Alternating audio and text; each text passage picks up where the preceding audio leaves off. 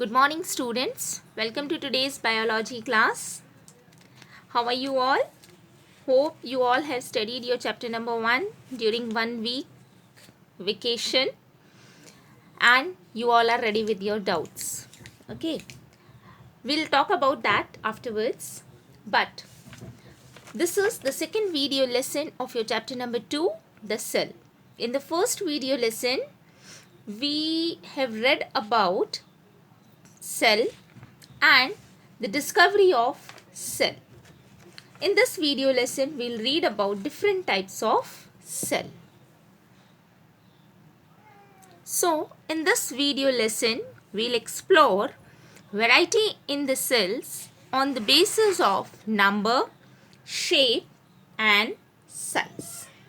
If we talk about complex organism like human beings, if we talk about ourselves only, then the body of human beings consists of variety of cell. Different types of cells are going to make the body of a human being. In the same way, the body of other organisms are formed. So, the body consists of different types of cells. Different in sense means which are different in shape and size. So, here we will discuss about the number, different shape and sizes of cell in different organisms. Let's talk about cell number first. If we talk about the variety of cells or if we differentiate the organism on the basis of number of cell, then there are two different types of organisms. One is unicellular organism and another one is multicellular organisms. So, on the basis of the number of cells present in an organism, its size also varies. Okay, means if the number of cells is less, then the organism is smaller in size, and if the number of cells is more, then the organism is big in size, or you can say large in size. So, on the basis of number of cell, organisms are divided into unicellular organism and multicellular organism.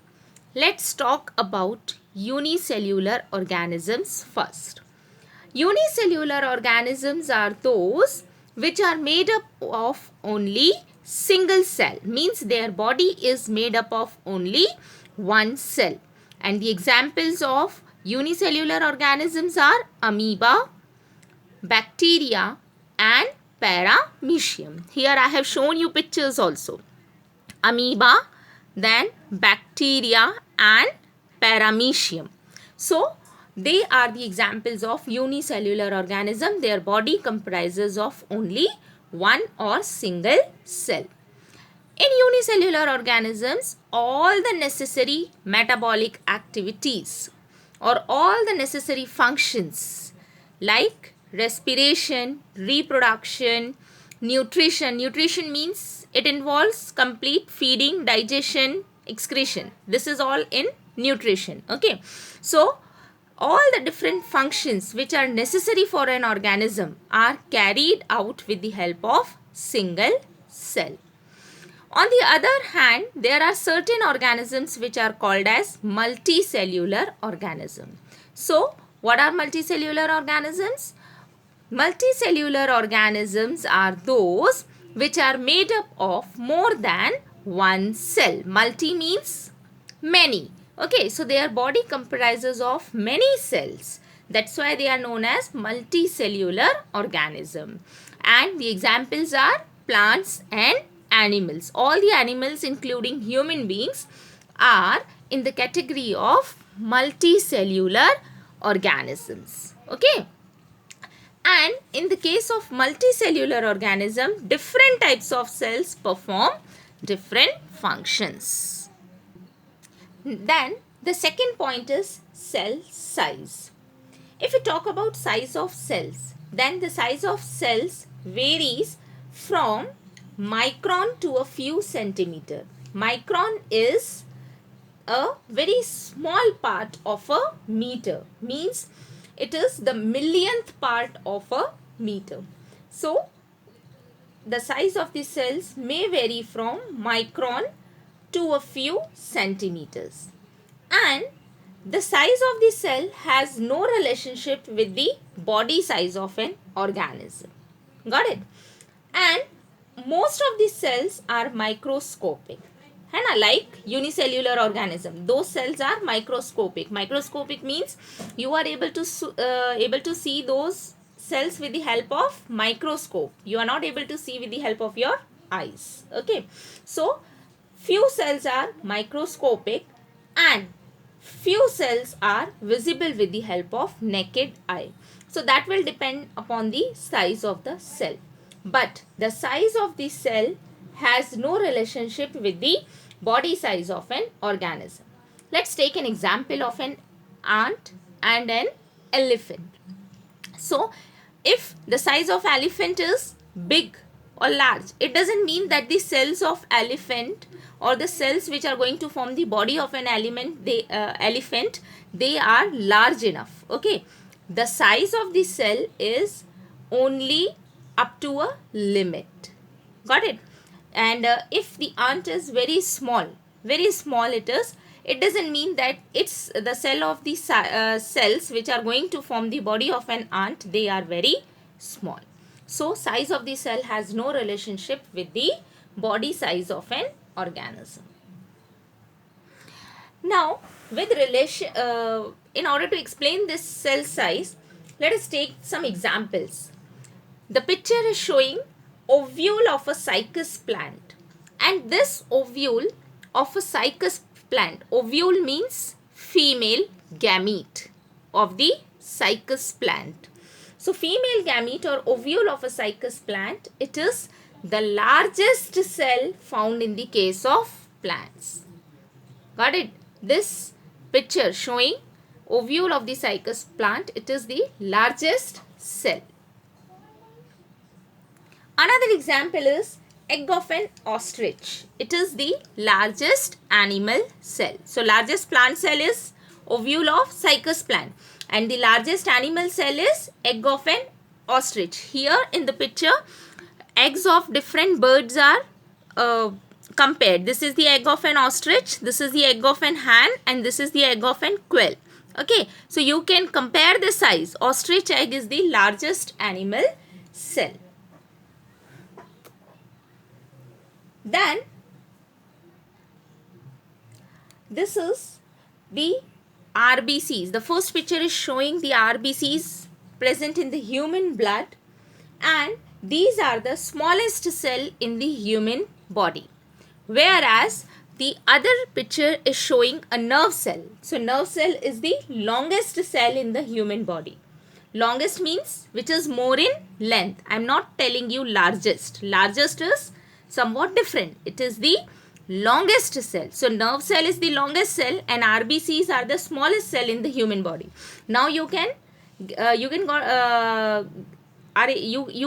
able to understand what I want to say, that there is no relationship between the size of the cell and size of the animal. Got it? Means within the single organism, that is within a single human being, the smallest cell and the longest cell both are present at the same time. Another example is of Acetobularia. It is a unicellular alga and it is only 10 centimeter long. So here I have shown you pictures of different types of cells which used to have different size. Then the next point is related to shape of the cells. Cells have different shape and the shape of the cells varies from one organism to the other, and also the shape of cells vary according to the functions which they are going to perform. Shape of the cells are very considerably in the case of multicellular organism. Means in the case of multicellular organism, the cells of various shapes are found. They may be flat, columnar, elliptical, spindle shape or cuboidal. and the shape of the cell is directly related to its function. Here I have shown you two pictures. First picture is of muscle cells. Different types of muscle cells I have shown you. This is the skeletal muscle, this is smooth muscles, this is the cardiac muscle. And you can observe all the different types of muscle cells have different shapes. So muscle cells are usually elongated and contractile. Why? Because their elongated and contractile nature helps them in contraction and relaxation, and that's why with the help of muscles we are able to move our body parts. The second picture is showing nerve cells. Nerve cells are usually long and they are branched enough. So why they are long and branched? Because with the help of this type of shape they are able to send messages over long distances in the body. Then the next example is of RBCs, the red blood cells in the human beings. They are discoid shape, means disc shape, and this disc shape helps to provide them more surface area just in order to absorb more amount of oxygen. Another example is of amoeba. Amoeba is a unicellular organism and the cell of the amoeba is irregular. Why it is irregular? Because with the help of this irregular shape, amoeba can move easily and able to engulf the food because it is unicellular. So it does not have any mouth or any digestive organ. So whatever they have to do is with the single cell. That's why the irregular shape helps them in the engulfing of the food. Even in plants, cells may be rectangular. In the we have talked about animals, but in the case of plants also, the cells are rectangular, cuboidal, round or oval. And the cells in the case of plant which carry food and water throughout the plant, they are very long and thin. So students, this is the end of today's class. With this, I would like to wind up the class, and in the next video lesson, we'll start with the parts of a cell. And one thing I want to tell you students, that with the description of this video lesson, a link is sent to you in which you can ask your doubts.